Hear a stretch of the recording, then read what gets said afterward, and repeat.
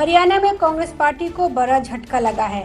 हरियाणा में भाजपा के कृष्णलाल पंवार और निर्दलीय प्रत्याशी कार्तिकेय शर्मा को जीत मिली है। वहीं कांग्रेस की तरफ से प्रत्याशी बनाए गए वरिष्ठ नेता अजय माकन चुनाव हार गए।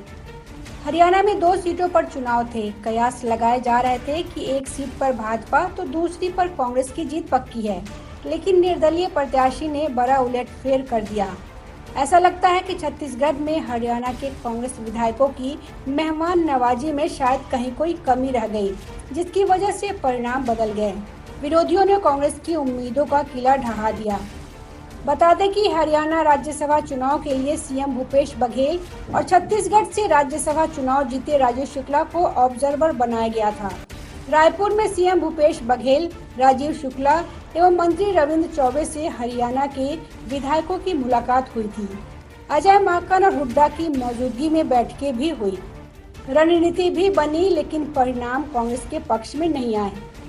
नवा रायपुर के मेफेयर होटल में 8 दिनों तक कड़ी सुरक्षा में हरियाणा के विधायकों को रखा गया था। क्रॉस वोटिंग की आशंका में उन्हें किसी से मिलने तक नहीं दिया गया। चुनाव से एक दिन पहले गुरुवार को सीएम भूपेश बघेल हरियाणा के सभी विधायकों को साथ लेकर विशेष विमान से चंडीगढ़ गए थे। अब हार के बाद कांग्रेस नतीजों पर फिर मंथन करेगी। क्रॉस वोटिंग की आशंका से रायपुर लाए गए विधायकों की खूब मेहमान नवाजी हुई। विधायकों को कड़ी सुरक्षा में रखा गया था। उनसे किसी को मिलने नहीं दिया गया। विधायकों को पिछले एक सप्ताह में 3 से 4 बार सही ढंग से मतदान की मॉक ड्रिल कराई गई। कई बार बैठकें हुई, रणनीति बनी, लेकिन नतीजा कुछ और ही आया। कांग्रेस की जीत पक्की करने के लिए सभी विधायकों को साथ लेकर सीएम भूपेश बघेल खुद चंडीगढ़ गए। कांग्रेस के पक्ष में विधायकों की बैठक ली। चंडीगढ़ रवाना होने से पहले सीएम भूपेश बघेल ने कहा था कि आंकड़े उनके साथ है। इस चुनाव में कांग्रेस के प्रत्याशी अजय माकन की जीत होगी।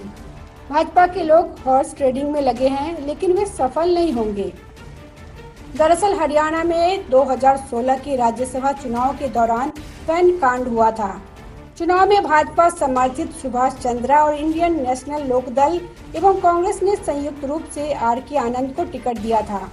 चुनाव में कांग्रेस इनेलो की जीत तय थी, लेकिन निर्दलीय सुभाष चंद्रा जीत गए। चुनाव में कांग्रेस के 16 विधायकों के वोट निरस्त हो गए थे। इसका कारण यह था कि मतदान के लिए जो खास पेन दिया गया था, उसकी स्याही बदल गई थी। वह राजनीति के इतिहास का वह दांव था जिसने हरियाणा कांग्रेस के रणनीतिकारों को चारों खाने चित कर दिया था।